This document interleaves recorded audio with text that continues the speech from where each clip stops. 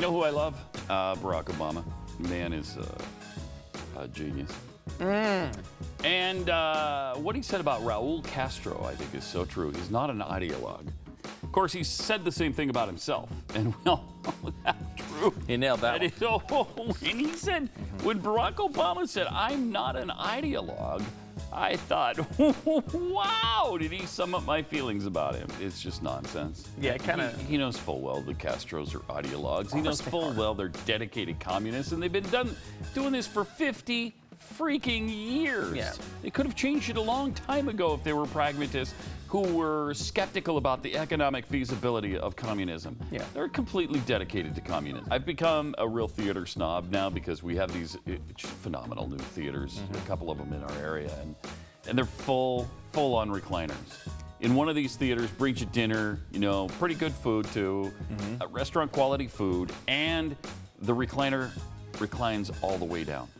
So you can literally watch it laying down. But really, the old stadium theater thing where you're just in that half-size chair, I can't do it anymore. Is Melissa Harris Perry's point here that was George Lucas's intent as well? Did George Lucas set out to make the point that while Darth Vader was a black guy, he was evil, and then as soon as you take the mask off and you find out he's white, he's good again? I really doubt that was George Lucas's intent in making that movie. Really? You know, because that's not exactly a conservative filmmaker. No. So what a bizarre point. She was transgender, a person whose gender is different than the sex they were assigned at birth. Assigned.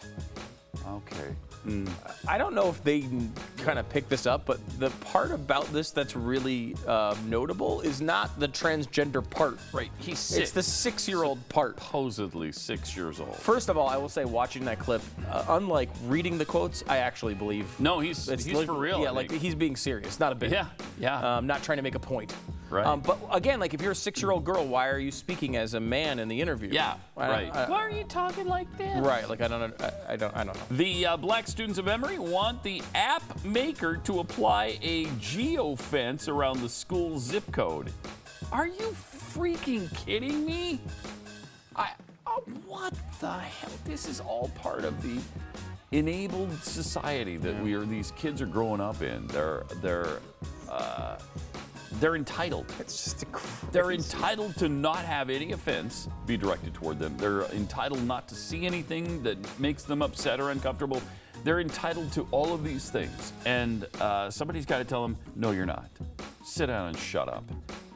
Or don't go to school.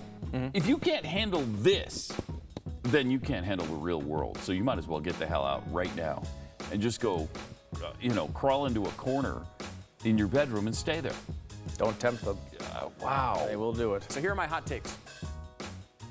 The Ewoks are worse than Jar Jar Binks. No. Here's why.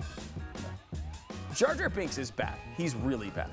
But he's a minor character in episode 1 and does not appear at all in episode 2, with the exception of a couple of sentences. The Ewoks, first of all, it's the same plot from Avatar.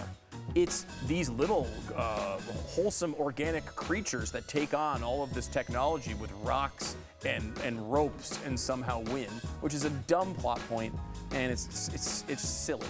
Secondly, they're in it constantly. They're in it for more than half of the movie, these stupid Ewoks.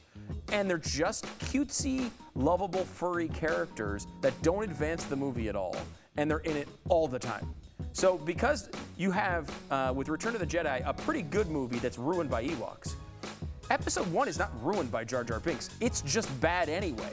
He makes it worse, but it's already a terrible movie. So the effect on the series is actually worse with the Ewoks. Can't go with you there. No. But, okay. You're wrong. There's just no doubt about it. And is anybody I don't think in hot right? takes, Anybody you're supposed to say, right? You're supposed to come up with like a rationale so we can bounce it back and forth like we're really passionate about the issue. You're not supposed to be like, no, I don't think so.